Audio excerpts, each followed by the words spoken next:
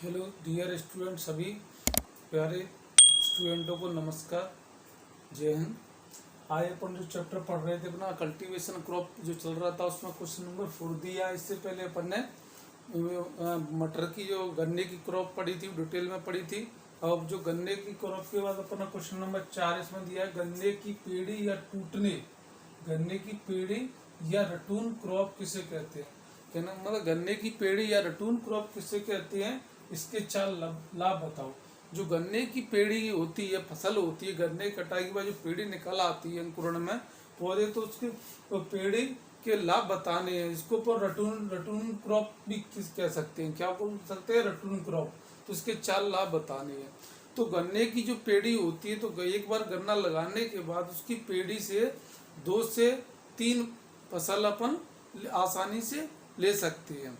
और इसके लाभ है जैसे कि सिंचाई की आवश्यकता कम पड़ती है, खाद की कम आवश्यक खाद बीज की आवश्यकता कम पड़ती है पेड़ी होने से। और बहुत से पैसे बच जाते हैं, पैसे बचा कम समय में फसल अपन को प्राप्त हो जाती है, तो फसल प्राप्त हो जाती है और जब फसल जल्दी ग्रोथ कर जाती है। और इसके अलावा और भी ऐसे ऐसे लाभ हैं जो अपन गन्ने की पेड़ी से अपन ले सकते हैं, वो अपन डिटेल में पढ़ते हैं। सबसे पहले क्वेश्चन नंबर दिए 4, गन्ने की पेड़ी या रटून क्रॉप किसे कहते हैं, इसके 4 लाभ बताओ। तो गन्ने की फसल की कटाई करने के बाद उसकी जड़ों से दोबारा फसल प्राप्त होना गन्ने की पेड़ी कहलाता है। एक बार लगाए गन्ने से 2 से 3 बार पेड़ी ले सकते हैं। मतलब कहने का मतलब तात्पर्य गन्ने की फसल की कटाई करते हैं, तो गन्ने की फसल कटाई करने के बाद उससे पेड़ी निकलती है, उसकी जड़ों से द्वारा पेड़ी प्राप्त हो जाती है। उससे वर्ष में 2 या 3 अपन फसल आसानी से ले सकते हैं। गन्ने की पेड़ी से लाभ पॉइंट दिया, पेड़ी की फसल के लिए खेत की तैयारी, बीज की बुवाई आदि क्रिया नहीं करनी पड़ती। तो पेड़ी की जो फसल लेते हैं तो उससे क्या अपन खेत की बार बार तैयारी नहीं करनी पड़ती, पहले से ही खेत की तैयारी, उसी से गन्ने की कटाई कर पेड़ी निकल रही है और बार बार बीज नहीं डालना पड़ता है। और बहुत सी जो कृषि क्रिया होती है, अन्य जुताई उताई ये भी करने की जरूरत नहीं पड़ती है। दूसरा पॉइंट दिया, पेड़ी की फसल अपेक्षाकृत जल्दी तैयार हो जाती है। और जो गन्ने की पेड़ की द्वारा पेड़ी की फसल होती है वो अपेक्षाकृत जल्दी ग्रोथ कर जाती है, जल्दी बढ़ जाती है, उसका विकास हो जाए, जल्दी तैयार हो जाती है। तीसरा पॉइंट दिया, पेड़ी की फसल में प्रति हेक्टेयर खर्चा कम आता है। जो पेड़ी की फसल होती है उसमें प्रति हेक्टेयर या प्रति बीघा खर्चा कम आता है, लागत कम आती है, क्योंकि जुताई नहीं करनी पड़ती, उनको बुवाई नहीं करनी पड़ती, तो ये चीज़ों की बचत हो जाती है। और पॉइंट दिया, पेड़ी की फसल में कम सिंचाइयों की आवश्यकता होती है। पेड़ी की फसल में पानी जल सिंचाई की आवश्यकता कम होती है। क्यों कि जब उसमें खेत की गन्ना की बुवाई शुरू से तैयार करें तो उसमें सिंचाई देनी पड़ेगी और वो बढ़ेगी, तब सिंचाई देनी पड़ेगी। इसमें क्या पहले से ये ग्रोथ करने लगती है, इसमें सिंचाइयों की आवश्यकता कम होती है। 5 पॉइंट दिया, पेड़ी की कटाई शीघ्र हो जाती है, जिससे खाली खेत दूसरी फसल ली जा सकती है। जो पेड़ी की फसल की क्या कटाई शीघ्र हो जाती है, क्योंकि इसमें कम समय में फसल अपन को प्राप्त हो जाती है, तो कटाई शीघ्र हो जाती है, तो खेती अपना जल्दी खाली हो जाती है, जिससे दूसरी फसल अपन आसानी से जल्दी बो सकते हैं। तो ये अपना पेड़ी की फसल थी। अपन एक बार और देखते हैं, गन्ने की पेड़ी या रटून क्रॉप किसे कहते हैं, इसके 4 लाभ बताओ। तो गन्ने की फसल की जो फसल की कटाई के बाद जो अपन दूसरी फसल उसकी जड़ों द्वारा दूसरी फसल लेते हैं उसको पेड़ी कहलाते हैं। ये बस में 2 या 3 इसको हम दो या तीन बार इसको ले सकते हैं गन्ने की पेड़ी की फसल को। लाभ से पेड़ी की फसल की खेत की तैयारी, अपन को जुताई बुवाई की आवश्यकता नहीं पड़ती है, दूसरी सिंचाई की कम आवश्यकता पड़ती है, खाद बीज की कम आवश्यकता पड़ती है और समय से पहले अपन को फसल में कम समय में अपन को फसल प्राप्त हो जाती है। पेड़ की कटाई से फसल शीघ्र आ जाती है, खेत भी जल्दी खाली हो जाता है और पेड़ की फसल से कम सिंचाइयों की आवश्यकता होती है, प्रति हेक्टेयर खर्चा अपना कम आता है, पेड़ों की फसल अपेक्षा का जल्दी तैयार हो जाती है। पेड़ की फसल ये भी।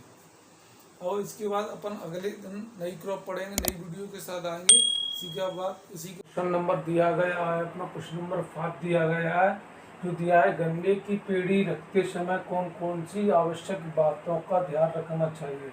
जो अपन गन्ने की क्रॉप फसल करते हैं तो उसकी अगर अपन पेड़ी लेना है तो पेड़ी को रखते समय कौन कौन सी आवश्यक बातों का ध्यान रखना चाहिए, पूछा गया है इस प्रश्न में। अथवा गन्ने की पेड़ी से अधिक उपज लेने के 4 सुझाव बताओ। या गन्ने की पेड़ी द्वारा अधिक उत्पादन लेने के कोई 4 सुझाव पूछे गए। तो अधिक उपज लेने के सुझाव निम्न है। फर्स्ट पे दिया गया है पेड़ी की फसल के लिए गन्ने की उपयुक्त जातियां लगाना चाहिए। जो पेड़ी की फसल होती है उसके लिए उपयुक्त जातियां लगानी चाहिए। सी 1148, सी 1158, सी ओ 1285 याद। दूसरा दिया है अपना पॉइंट दिया गया है इसमें, दूसरा पॉइंट दिए, पॉइंट थोड़े से इसमें से हो गया।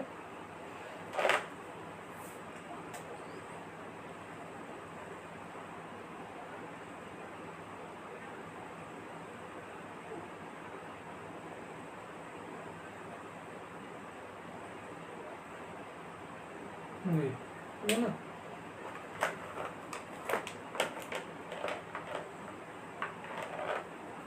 दूसरा अपना पॉइंट दिया पेड़ी की फसल की कटाई जमीन के नजदीक से करना चाहिए। जो पेड़ी की फसल होती है उसकी कटाई अपन जमीन के नजदीक से करना चाहिए। तीसरा पॉइंट दिया रोग तथा कीट ग्रसित फसल से पेड़ी नहीं लेना चाहिए। और जो रोग जहाँ पर रोज जिस गन्ने की फसल में रोग तथा कीट लग गए हों वहां पर पेड़ी की फसल उससे नहीं लेनी चाहिए। 4 पॉइंट दिया फसल की कटाई फरवरी तक कर लेना चाहिए। जो गन्ने की पेड़ी लेना चाहते हैं उसकी अपन को फसल की कटाई फरवरी तक कर लेना चाहिए। 6 पॉइंट दिया है पेड़ी की फसल में उचित मात्रा में खाद्य उर्वरक का प्रयोग करना चाहिए। जो पेड़ी की फसल होती है उसमें उचित मतलब एक अपन को सफिशिएंट मात्रा में खाद्य उर्वरक देना चाहिए। एक बार और देखते हैं अपन गन्ने की पेड़ी रखते समय कौन कौन सी बातों आवश्यक बातों का ध्यान रखना चाहिए। गन्ने की पेड़ी से अधिक उपज उत्पादन लेने के कोई 4 सुझाव बताइए। तो अधिक उपज लेने के सुझाव निम्न है। फर्स्ट बताइए पेड़ी की फसल के लिए गन्ने की जातियां लगाना उपयुक्त अच्छी जातियां लगाना चाहिए। जैसे CU 1148, CU 1158, CU 1275 इत्यादि। दूसरा पॉइंट दिया पेड़ी की फसल की कटाई जमीन से नजदीक से करना चाहिए। तीसरा दिया रोग तथा कीट ग्रसित फसल की पेड़ी नहीं लेना चाहिए। फसल की कटाई फरवरी तक कर लेना चाहिए। फसल की कटाई के बाद पत्तियां खेत में ही जला देनी चाहिए। पेड़ी की फसल में उचित मात्रा में खाद्य उर्वरक का प्रयोग करना चाहिए। जो पेड़ी की फसल होती है उसमें उचित मात्रा में खाद्य उर्वरक का भी प्रयोग करना चाहिए। क्वेश्चन नंबर दिया गया अपन को गन्ने की फसल में मिट्टी चढ़ाने से होने वाले 4 लाभ बताओ।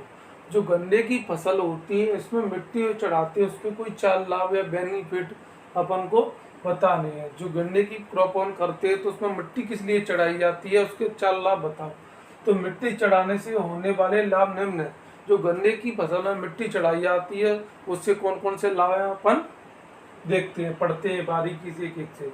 फर्स्ट में मिट्टी चढ़ाने से पौधों को सहारा मिल जाता है। जो गन्ने की फसल होती है उस पर मिट्टी चढ़ाने से क्या पौधों को सहारा मिल जाता है जिससे कि ज़्यादा तेज बारिश हवा से पौधे गिरते नहीं हैं।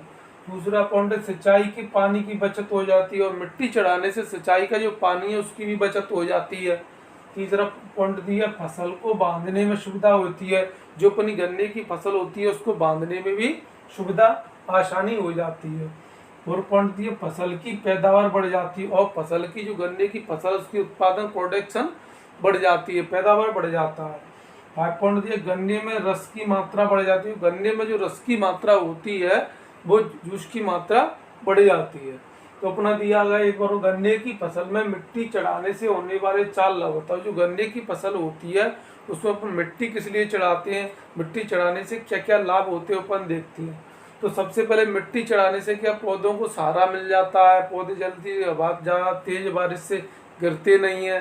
दूसरी सिंचाई की पानी की बचत हो जाती है, सिंचाई देने में सुविधा होती है। तीसरा इससे क्या फसल को बांधने में सुविधा होती है, फसल की पैदावार उत्पादन प्रोडक्शन बढ़ जाता है, गन्ने में रस की मात्रा बढ़ जाती है, सिंचाई के पानी की बचत हो जाती है। ये सारे बहुत से पॉइंट इसमें दिए गए हैं, ठीक है ना। अपना जो क्वेश्चन नंबर 7 दिया गया है इस चैप्टर क्रॉप का कल्टीवेशन क्रॉप का ये लास्ट क्वेश्चन है। इसके बाद अपना ये चैप्टर समाप्त हो जाएगा। इसके अगला अपन चैप्टर पढ़ेंगे, इसी के साथ और भी चैप्टर ऐसे ही इस तरह ही पढ़ते जाएंगे। जो भी स्टूडेंट है वो इसको मेरे वीडियो को लाइक करें, इसको अधिक से अधिक शेयर करें, उसको अधिक से अधिक सब्सक्राइब करें, जैसे और भी छात्र स्टूडेंट अपने यूट्यूब चैनल से जुड़ सकें, वो भी अपना 12th एग्रीकल्चर का सिलेबस संपूर्ण कर सकें। और सिलेबस निरंतर जारी रहेगा, पूरा सिलेबस आपको कराया जाएगा इसी तरह क्रमबद्ध तरीके से।